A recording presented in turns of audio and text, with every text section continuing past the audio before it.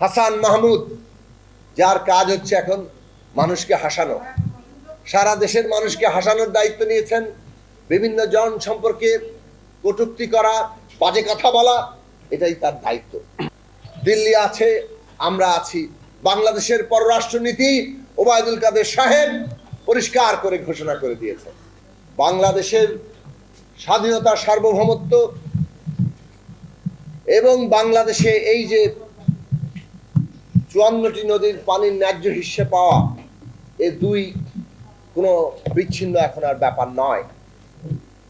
বাংলাদেশের মানুষ পানি পাবে কিনা, এটা এখন বাংলাদেশের মানুষ রাজনৈতিকভাবে নিজেদের স্বাধীনতা আবার পুনরায় দাবি করতে পারবে কিনা, নিজেদের রাজনৈতিক স্বার্থ প্রতিনিধিত্ব করতে পারবে কিনা, সেইটার প্রশ্ন হয়ে দাঁড়িয়েছে, সার্বভৌমত্বের প্রশ্ন হয়ে দাঁড়িয়েছে। এই দেশের অবস্থা আপনারা সবাই জানেন, এখানে নেতৃবৃন্দ আছেন, তারা বলবেন। এখানে একজন পররাষ্ট্রমন্ত্রী নিয়োজিত হয়েছেন, হাসান মাহমুদ, যার কাজ হচ্ছে এখন মানুষকে হাসানো, সারা দেশের মানুষকে হাসানোর দায়িত্ব নিয়েছেন। বিভিন্ন জন সম্পর্কে কটূক্তি করা, বাজে কথা বলা, এটাই তার দায়িত্ব।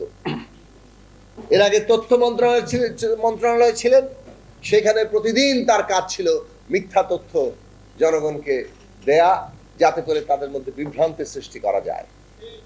এখনো তিনি যে একজন মন্ত্রী, কারণ পররাষ্ট্রমন্ত্রী হিসেবে তো কিছু করেন না, পররাষ্ট্রমন্ত্রী হিসেবে বাংলাদেশের পররাষ্ট্র কিংবা বাংলাদেশের বৈদেশিক স্বার্থ রক্ষা করার যে কাজ তার দায়িত্ব, সেটা তো তিনি করেন না।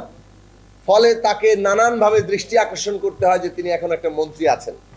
এই জন্য বিভিন্নভাবে নেতৃবৃন্দ সম্পর্কে, জাতীয় নেতৃবৃন্দ সম্পর্কে নানা বাজে কথা বলা থেকে শুরু করে নানাভাবে তিনি দৃষ্টি আকর্ষণ করেন। কিন্তু আমরা বাংলাদেশে দেখছি গত এই 15 বছরে পররাষ্ট্র মন্ত্রণালয় এমন একজন মন্ত্রীর হাতে থাকে যিনি আসলে কোনো পররাষ্ট্রমন্ত্রীর কাজ করেন না, যার কাজ হচ্ছে অন্যান্য দেশের হুকুম তামিল করা। এর আগের পররাষ্ট্রমন্ত্রী বলেছেন, ভারতকে উনি বলে এসেছেন এই সরকারকে যে কোনো মূল্যে ক্ষমতায় রাখতে, কারণ এটা ভারতেরই স্বার্থ। আর বর্তমান পররাষ্ট্রমন্ত্রীর তো কোনো কাজ নেই, কারণ তার দলের সাধারণ সম্পাদক বলে দিয়েছেন যে দিল্লি আছে, আমরা আছি। আমেরিকার দিল্লিকে দরকার, দিল্লিরও আমেরিকাকে দরকার। দিল্লি আছে, আমরা আছি। বাংলাদেশের পররাষ্ট্রনীতি ওবায়দুল কাদের সাহেব পরিষ্কার করে ঘোষণা করে দিয়েছেন।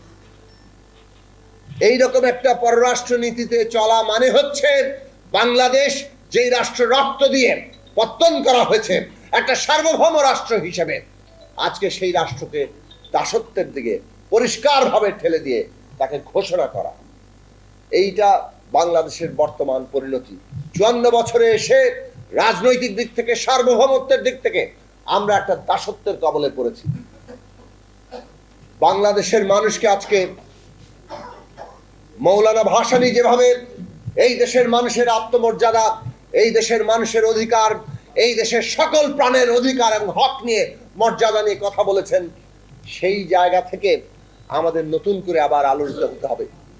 বাংলাদেশকে রক্ষা করার জন্য, আমাদেরকে আমাদের সার্বভৌমত্ব রক্ষা করার জন্য আমাদের রাজনৈতিক ব্যবস্থাকে ওই জায়গায় নিয়ে যেতে হবে।